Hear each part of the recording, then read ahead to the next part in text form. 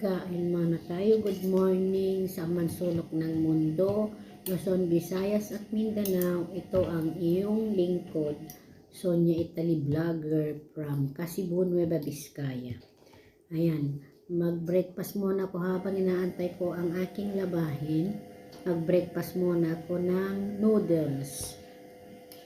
Ito ang aking agahan habang nag-aantay ng labahin. Buhay OFW. Ayan, oras ay tinitipid.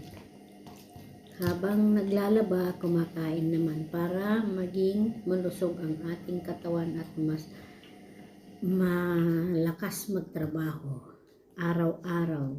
So, thank you guys for watching. God bless everyone.